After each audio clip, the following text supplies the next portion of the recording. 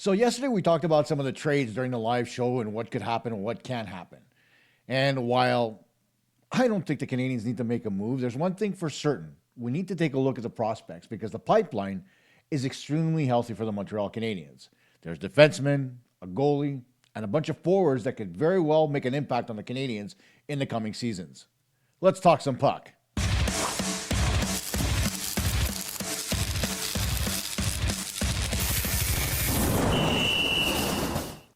Hey gang, Kosta here for PuckTalk Montreal on this glorious Saturday evening here in the studio. And today I'm going to talk to you a little bit about some of the Habs prospects. I haven't done it before, and I don't like doing it too often because when I look at numbers and when I look at what some other people are saying, I really, it's not my opinion.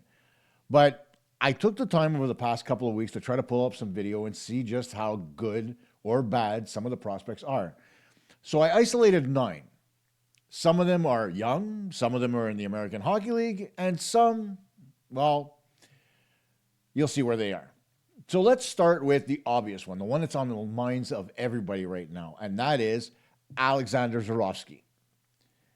Zharovksy is an 18-year-old forward and one of the top prospects in the Canadian system. He was selected 34th overall by the Canadians in the 2025 entry draft, early second round, and has drawn the attention of everybody with his offensive skills, vision, and creativity. Now, he's playing in the KHL, obviously, and one of the biggest concerns that everybody has is the fact that, well, when is he going to come over? Well, as you look at his points, he's got 36 in 44 games, which is not too shabby for a rookie in the KHL, but here's the kicker. His contract, much like the one that Ivan Demidov had, ends at the end of May in 2027. So there's no way he's coming to Montreal this year. And you never know. As a 19-year-old, he may very well not come at the end of next year. But more likely than not, he will be. His offensive upside playing for Slavat Yuliov Ufa, good Lord, try saying that name 3 times fast. Everybody's like buzzing about him. And it not just in Europe, but here in North America as well. The comparisons have already started between him and Ivan Demidov. And while you can see why, here's the thing about the two of them that you really can't compare. When Demidov was with SKA, I forget what I remember his coach's first name was Roman, but I forget his last name. Anyway, it's not really important. What is important is that he wasn't getting enough ice time given his talent level. And so when you look at Zharovksy and the amount of ice time he's getting now, he's getting a hell of a lot more, and that allows him to produce more points, obviously. The other thing that both of them had working for them is the fact that they both played with Evgeny Kuznetsov as their center.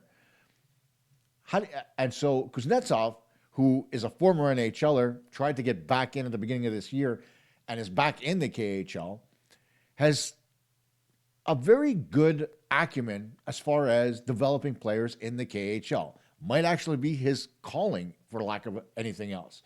So we'll see how that goes. But as far as Zharovsky's concerned, yes, he's talented. Yes, he's got a huge upside. But he's 18 years old. Still got a little bit of growing to do, and he's still got another year of development in the Continental Hockey League. If and when he does come over to North America, it's going to be glorious. And that, my friends, if you look at it from any perspective, right, in a couple of years down the road, and I keep saying 2 years, right? 2 years, 2 years, 2 years. That's how far we are from the rebuild being complete when all the pieces are in place.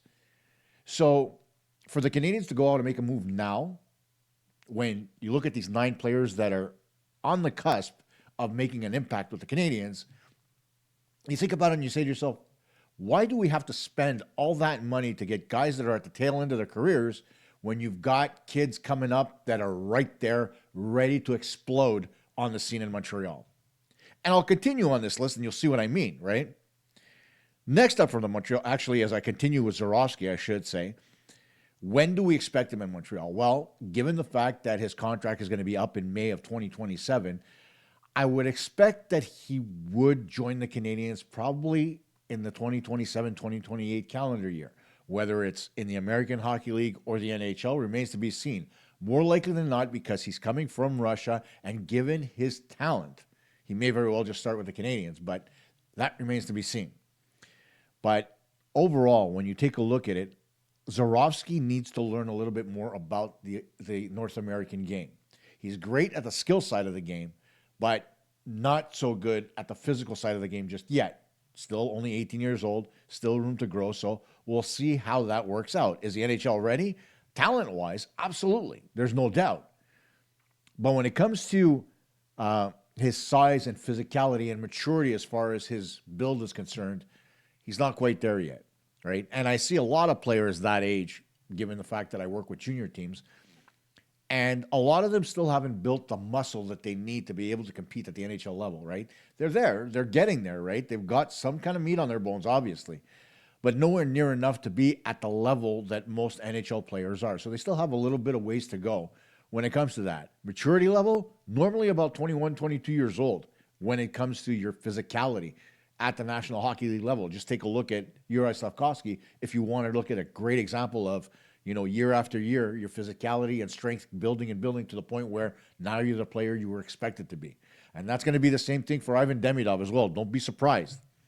But overall, that early second-round pick of Zharovksy has turned out to be an absolute steal for the Montreal Canadiens thus far, and we'll see whether or not that translates when he gets to the NHL.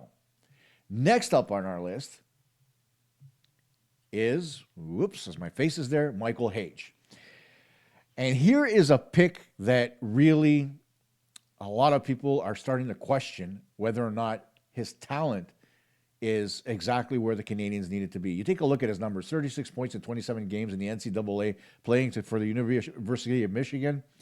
That's already better than his point total from last season. So, and he's still got about 6 or 7 games left to play in the University of Michigan and the NCAA season. Not to mention his 2 goals and 13 assists at the World Junior Hockey Championships. He was on the tournament all-star list, and it's really, really important that he become ready to play at the NHL level. Now, when could he join the Canadiens? He could join them right now if he wanted to, but he's still in college, right? He needs to finish off his year. When he's done with the 2025-2026 season at Michigan, that's where the decision is going to be made, because he's going to sign his entry-level contract. Will he continue at Michigan, or will he decide to make the jump over to whether it's the American Hockey League or the NHL? We shall see. Projections suggest that he's probably going to be with the Canadiens organization next season at the earliest, quite possibly the year after, with a year of the AHL under his belt. But how far away is he? Talent-wise, he is so close to the NHL, it's not even funny. If there's one part of his game that he does need to work on, it's faceoffs. We saw that at the World Juniors. He needs to get stronger at the dot, because possession is going to be the ultimate key to his game. But it might take a bit longer because of that, right? Because he's still not fully established. We still don't know what his defensive engagement is, given the fact that he's not really being asked to be a 200-foot player. And what I mean by that is, compare him to Cole Caulfield when he joined the Canadiens, right? Caulfield came and he was an offensive machine. One-way player. Let's go score goals. And that's kind of what Hage has been with Michigan. When he gets to Montreal, a lot like Cole Caulfield, Hage is going to be expected to tone back the game a little bit and learn to play inside his own zone a little bit defensively, which is normal, right? Because after all, hockey is a 200-foot game. It's everybody on the Canadiens roster is expected to play in every zone on the ice, and Hage will be no different, especially given the fact that he's projected to be the Canadiens' second-line center for years to come. But as long as he continues excelling, and he does show growth at winning faceoffs, there's no doubt that Hage is going to be an impact player with the Montreal Canadiens. So having to talk about going out and trading for a second-line center is a bit of, call it jumping the gun, because I don't see why you would trade for one when you've got one coming up the pipeline and is almost there, ready to go. Okay, here's a kid who we all know the story. He grew up a fan of the Canadiens along with his dad, crying at the draft when the Canadiens picked him And so when you have a player like that who wants to put the CH on his chest so bad, there's no way in hell you're trading this kid away. So much character, so much strength of character, and the skill to go with it. You don't let that asset go, and you're not trading him for anybody. I don't care who it is. You want untouchable? Michael Hage is that untouchable guy. Next up on our list is Bryce Pickford. Now, when you take a look at Pickford, really, last season, okay, 47 points in 48 games, none too shabby. This year, a complete offensive explosion. He's got great numbers defensively, plus 44 so far. So even with the 62 points, he's not on the ice that often when defending, when goals are going in on the Medicine Hat Tigers. That's a lot to say for a 19-year-old. But the thing about Pickford is he's a right shot defenseman. And the Canadiens are in desperate need of right shot defensemen. 81st overall pick in 2025, just 19 years old, but the actual jump in scoring is what has really surprised everybody as far as the Canadiens are concerned. Last year's numbers were good. This year's numbers are even better. So he's still got 1 year of junior eligibility available, right? And he's already signed his entry-level contract with the Canadiens, and that kicks in next season. So he'll be at development camp, and his cap hit only $940,000. That's what the Canadiens are going to have to see, whether or not Pickford's ready to play at the NHL level, or whether it's just, a flash in the pan at the junior level. I don't think it is. I've watched a few games from the Medicine Hat Tigers, and let me tell you, this kid's the real deal. A lot like Matthew Schaefer, but on the right side, he moves the puck up and down the ice quick. He can be physical in his zone, something that Schaefer doesn't have, but he's got a really good eye for the play. And when you've got a guy who can move the puck up the ice as well as he does and can contribute offensively, it's a match made in heaven for the Canadiens. He'll fit in with the man-on-man system because of the fact that he's so mobile defensively. So all those things to consider, you really don't. Getting Pickford to be at this level is so much of a surprise and such a plus for the Canadiens. He almost makes David Reinbacher, who's on this list, expendable, given the fact that his offensive acumen is so much better. But I digress, because Reinbacher, while he's not as gifted offensively, is a very good defensive defenseman. So we'll see how that goes. But the thing about Pickford is he's not expected to make the jump to the NHL anytime soon, right? His contract starts in 2026, which means the Canadiens are going to be able to look at him as possibly being a full-time NHL player.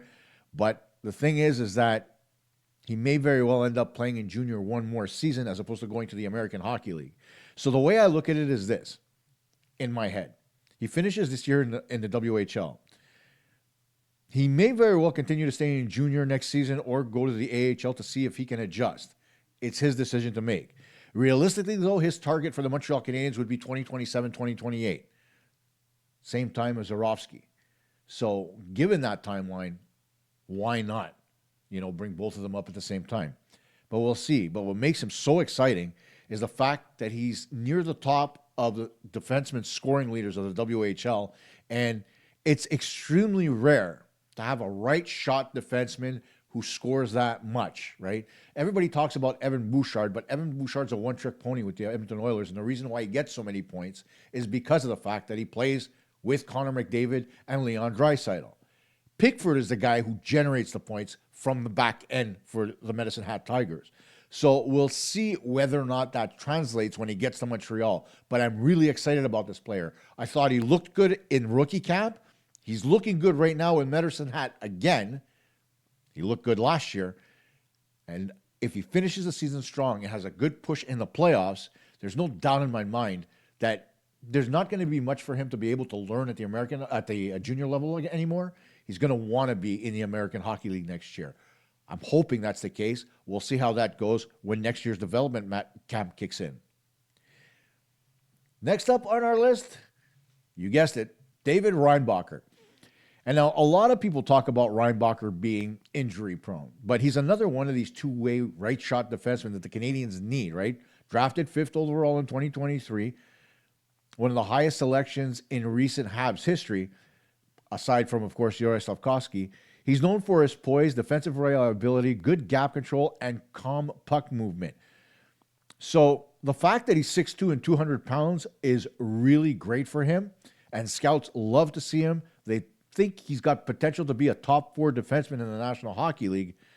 And, obviously, he's on his entry-level contract with the Canadiens already. But again, as we talked about, he seems to be a little bit injury-prone, and that's where there's some trepidation from the Canadiens. Now, growing up, Reinbacher had knee issues all the way through. It stems from some kind of a genetic issue that he had with his knees.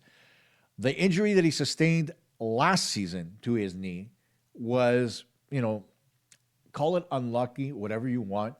It cost him a lot of time last year, but when he came back after that injury, it looked like he hadn't missed a step. And then again this year, breaks his hand in camp in the preseason and has a lot of his season kind of like pulled back. Then what happens? Well, lo and behold, he comes back with a vengeance in the American Hockey League. So how far is he from the NHL? Well, here's the thing. I thought if he would have stayed healthy, he may very well made a push to take a position away from either Xhekaj or Jaden Struble.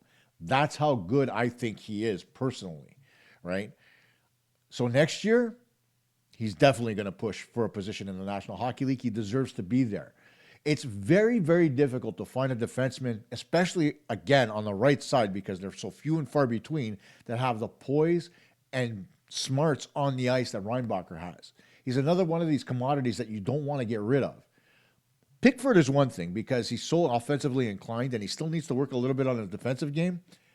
But Reinbacher is good in his own zone, especially when it comes to gap control and just his calmness at playing the game.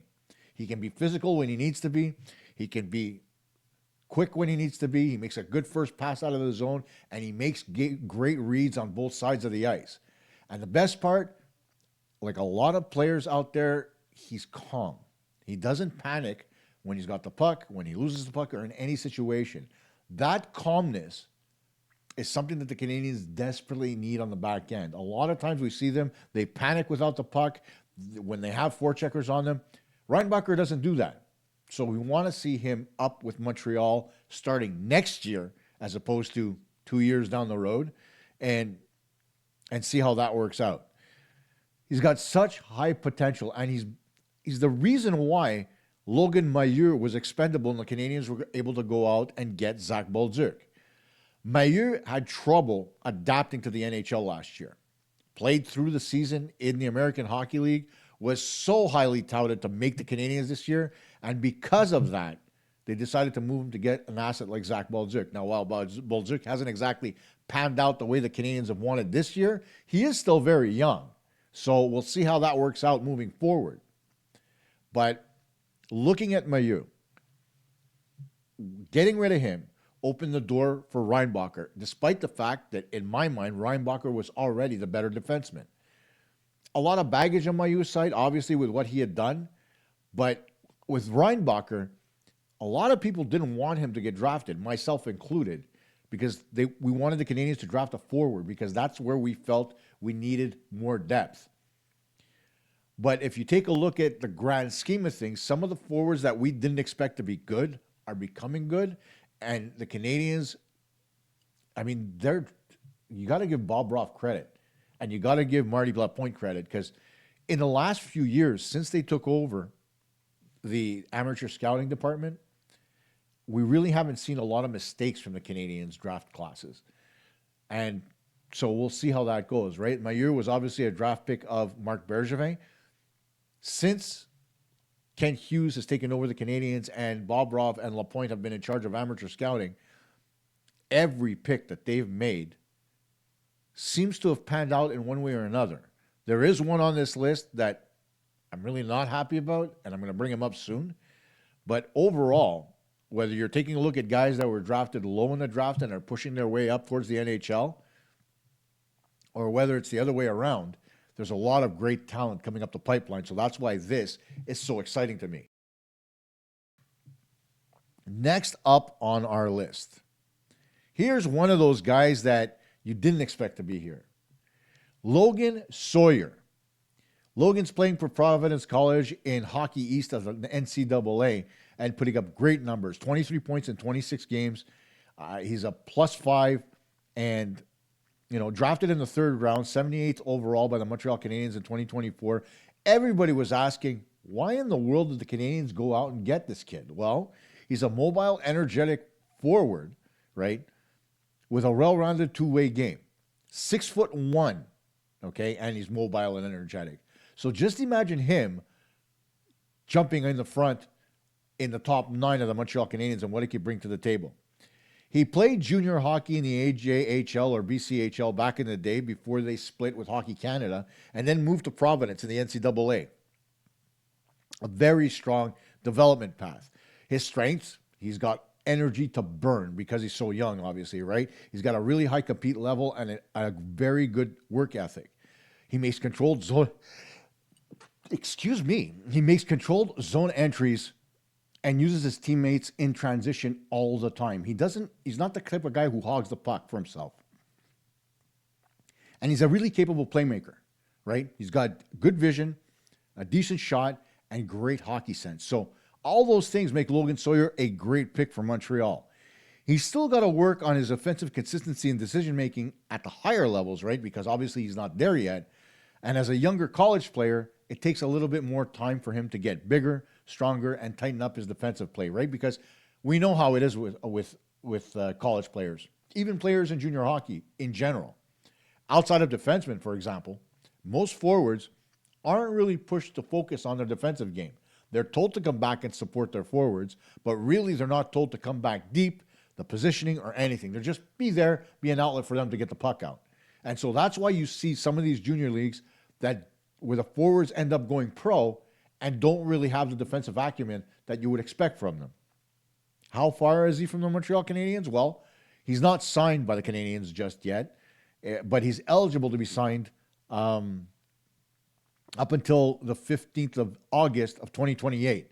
So I don't foresee them signing him to an ELC this year. They're going to sign him to an ELC next year in order for him to be ready to come in 2028. He's still got a lot of developing to do, so he's nowhere near close to being ready for the NHL. But given where he was drafted and what was expected of him from the Canadiens, he's been a very pleasant surprise, and it's something that we're not used to in Montreal when it comes to our draft picks, right? It's either they do or they don't. Sometimes they flop, sometimes they don't. You look at Joshua Ottawa, he looked like he was going to be a great player, but much like some of the other players that came out of the queue, he just couldn't handle the rigors of the NHL. We'll see whether that changes as the years progress, but I really don't see that happening with Montreal, right, when it comes to Joshua Ottawa. But with this kid, Logan Sawyer, it's different because he's starting to really grow his game, and that's really an important part. And his potential, there's no doubt in my mind that he's got NHL potential. The way he's been growing year after year has been great for him. So he's a real prospect for Montreal with strong effort and developing skills. Still in college, realistically, I see him joining the team after the 2027-28 season. But, you never know what could happen with players. Sometimes their development jumps by leaps and bounds, like a guy like Bryce Pickford. So we'll see whether or not Logan Sawyer actually becomes that kid. Next up on our list, somebody that we've already seen this year and everybody is excited to see over the next little period of time, and that is Jacob Fowler. And what else can be said about Jacob Fowler other than wow? Comes through, already has a shutout in his NHL career, and he's got 3 of them in the American Hockey League. He's got a .914 save percentage.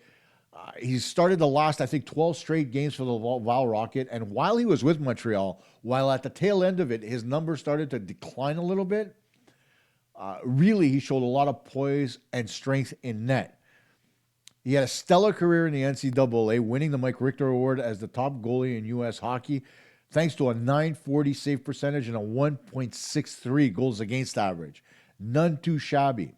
On his entry-level contract, getting experience right now in the American Hockey League, having won already in the NHL. I mean, there are a lot of people who are comparing Jacob Fowler from a personality perspective to Carey Price. Extremely calm, poised, learns from his mistakes, doesn't point fingers at other people, takes responsibility for bad play. What more do you want from a goaltender, right?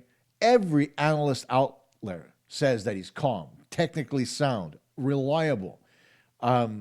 He's great at puck tracking. His positioning is good, and his rebound control is ahead of many of the other guys that are at his level right this minute, including the two guys that are playing for the Montreal Canadiens right now between the pipes. How far away is he from joining the Canadiens? Well, he's going to be one of the two goaltenders next year for the Canadiens. Mark my words. It's not going to be Montembeault and Dobish next year. One of them is going to go. Which one remains to be seen. If for my money, I want it to be Dobish and Fowler. Nothing against Montembeault, but he was never touted to be a starting goaltender in the NHL, whereas Dobish and Fowler are. So why wouldn't you want a healthy competition between two young goaltenders that want to be between the pipes badly? Okay, and listen, Montembeault is a great story. A kid from Bécancour, Quebec, really wasn't expected to be anything more than maybe a second or third string goaltender. Gets a shot being the number one goalie with his hometown team. Plays 62 games. Makes his way onto the Four Nations Cup team as the third goaltender. And then the wheels fell off the bus. Maybe it's him. Maybe it's Eric Raymond, as I've said all along. But overall, when you take a look at the Canadiens' goaltending right now as it stands, Monty, to me, is the odd man out. I could be wrong. The Canadiens may look to go in a different direction and trade Dobish for assets. That may be the way they go. But one way or another, the future starter of the Montreal Canadiens, whether it's next season or beyond, is Jacob Fowler. Next up on our list, here's a guy who was a first-round pick back in 2022 and has been a little on the disappointing side for the Canadiens, and that, of course, is Filip Mesar. Mesar's only 5'10 and 185 pounds. And, while he's played for Slovakia in the World Juniors and he played well with the Kitchener Rangers in the Ontario Hockey League, he's already into his 3-year entry-level deal with the Canadiens, currently with the Laval Rocket. And his progress has been slower for one very simple reason. He's no good against physical players because he's so small in stature. When you've got guys that are that size, and as I mentioned, he's 5'10", he's my height. Okay, actually, I'm 5'9". He's a little bit 1 inch taller than I am. But I'm 235 pounds, or was. I'm a little bit lower than that now. And Mesar's 185. And so when you're playing in a league like the American Hockey League, or even the NHL for that matter, there's one of two things that you need. Either breakout speed and shiftiness on your skates, or you need to be physical and strong. And unfortunately, Mesar has neither of those. While he can produce offensively, right, and he's got good vision on the ice, he is not an elusive skater, and he has a hard time engaging physically against other players. He can't fight through traffic. And whether that's because of a lack of leg strength or just upper body strength, it limits his impact. And it could very well limit his impact at the NHL level. So that's why the Canadiens are taking their time with him. It doesn't mean they're giving up because he's got potential. But then you ask yourself, how long are they going to wait? Well, he was a first-round pick. There's a reason why they picked him in the first round. It wasn't because he was buddy-buddy with Juraj Slafkovsky. It was because he had a good offensive acumen. And given that, he played on bigger ice, that showed in droves. It hasn't showed so much at the American Hockey League level, but the stronger he gets, the better he'll be. And so, will that come to an end anytime soon? Well, he's still got, I think, was it 2 years on his entry level? Hang on, where's my notes here? It runs through the end of the 26-27 season. So that's when the Canadiens are going to have to make a decision. Do they extend his contract entry level? Do they sign him to another two-way? Is there enough progression in his game to have him continue in the Montreal Canadiens organization? It's going to be up to Mesar. Yes, he's had good numbers this year, but next season is going to be the telltale sign as to whether or not he's going to be ready to go. This next offseason, this coming summer, is going to be so important in his development. He needs to get stronger. He needs to get bigger, leg-wise, strength-wise, whatever you want to call it wise. And when he combines that with his ability to create offensively, that's the true player that the Montreal Canadiens expected to draft. And we'll see whether or not that translates to a possible jump to the NHL. But he's not that far away. He just needs to get that physicality under his belt so that he can, progress to the next level. Next on our list, the defenseman whose name I can never pronounce properly, Bogdan Konyushkov. There you go. I actually got it. You take a look at Konyushkov. He's playing right now in the KHL. He's got 27 points in 54 games. He's a right shot defenseman. The Canadiens drafted in the 4th round in 2023. He's 23 years old, and he's been playing professional hockey in the KHL for a few years now. He's 6 foot, 172, so he's not the biggest defender, but he's skilled with good puck controls, and he's got a very proactive style that combines offense and defense. Scouts all notice that his vision is good, and it is. And that's why everybody's so excited about him. But, as I mentioned, 23 years old. How much longer are the Canadiens going to wait before this kid is pulled into the National Hockey League? I think the important part about Konyushkov is going to have to be that his contract expires in 2026, 2027. So he's got another year in the KHL. After that is going to be whether or not the Canadiens sign him to an entry-level deal and he plays in the American Hockey League. He's going to have to, because while his numbers haven't been great in the KHL, he's been very productive. But as I said, he's got a good balance of offense and defense. Whether or not that translates, that all depends. And the fact that the Canadiens have another right-shot defenseman, or two of them actually, when you take a look at both Reinbacher and Bryce Pickford, I mean, it's a long shot right now for Konyushkov to actually break into the NHL, given the contracts that have already been given out to the likes of Noah Dobson, Elaine Hudson, etc. So we'll see how that goes. But given the fact that the Canadiens need right-shot defensemen, they may very well keep him in the system to see how it goes. For all intents and purposes, you're talking about a kid whose entry-level contract would end when he's 27 years old. That's a little bit of a stretch, right, for the Canadiens. And while they always say defensemen take longer to develop in the NHL, Konyushkov's going to be in the KHL at least till next season. He's going to be 24 years old, and then and only then will he be able to make the jump over to the American Hockey League and possibly the NHL. Is he close? I don't think he is. Is he developing in the right trend? Yes, he is. But again, he's older, which is only normal. Has he reached his peak, or is there still room for him to grow as a defenseman?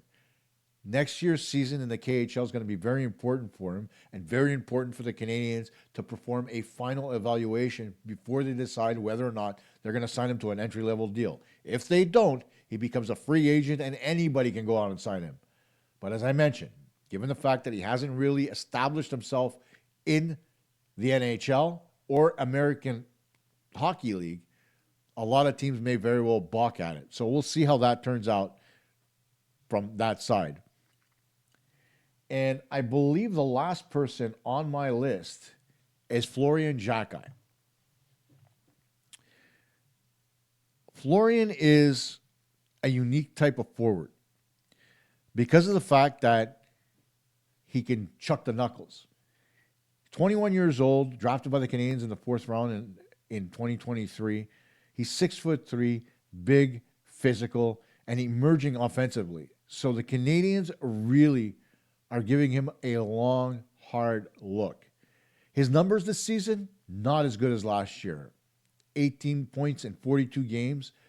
His offensive game has slid a little bit. But the thing about him is that he is extremely physical and a hard-nosed player. So it's not all about offense when it comes to Florian. And we all love him, the same way we love his brother Arbor. But think about this for a minute. Does Florian's emergence as a physical chuck-the-knuckles type forward make his own brother expendable in the Canadiens organization? it's a question that needs to be asked because right now, Arbor isn't trusted by his team and his coaching staff. And if they bring up Florian, is Arbor still going to be there? I hope he is, and I think he will be. But, when you take a look at what Florian was able to do in the NHL so far, in the preseason, and the one game that he played this year, he looked good.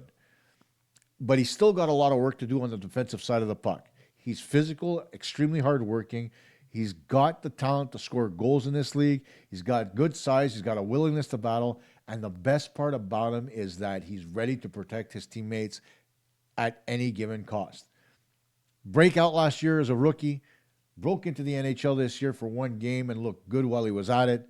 But realistically, given the fact that his numbers are down offensively, he may very well need another year in the American Hockey League.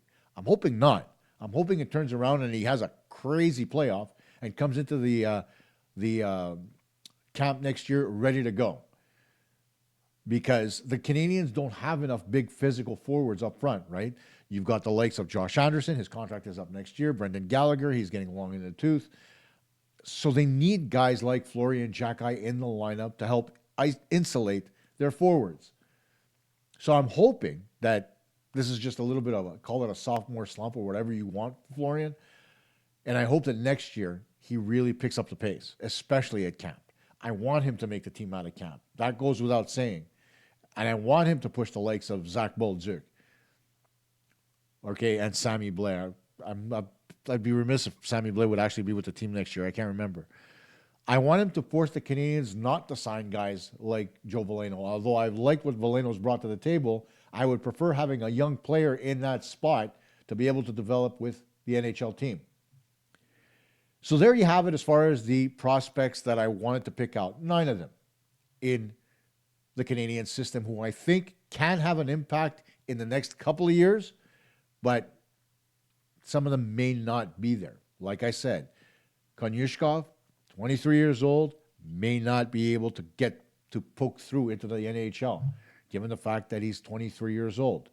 Florian Xhekaj, numbers down. Will he be able to get his energy levels and his numbers back up for next season's preseason camp? That remains to be seen. We know he's going to put in the work, much like he did this season. So we'll see how that translates. Reinbacher, is he going to stay healthy and ready to go? Just came back from a concussion, already has a point under his belt and looked good in his return. So let's see how that goes. And God knows when you take a look at everybody else, Fowler, Pickford, Sawyer, there's a lot of talent in the Canadiens prospect pool. Hage, Zharovksy. There is no doubt in my mind in a couple of seasons, the Canadiens aren't going to be good. They're going to be very close to unstoppable with the amount of talent they're going to have. And I'm not saying that as a Canadiens fan. I'm saying that as somebody who is looking at the talent pool of this team at a level that it hasn't been quite possibly since the 1970s. Think about that for a minute, guys, and what happened in the 70s and how the Canadiens won so many Stanley Cups. It took talent up and down the lineup. In a couple of years, they're going to have talent up and down the lineup. Some of it cheap, some of it paid, some of it developed. And that's going to speak volumes as this team grows moving forward year after year. The rebuild was about creating a perennial contender. If every 2 years you've got talent coming into the Montreal Canadiens similar to the way it is right now, perennial contender, Stanley Cup champion. Now, of course, as I mentioned, I'm watching the Super Bowl tomorrow, so I'm taking the night off. You should too. Enjoy your Sunday, everybody, and we'll talk again Monday night. Ciao for now.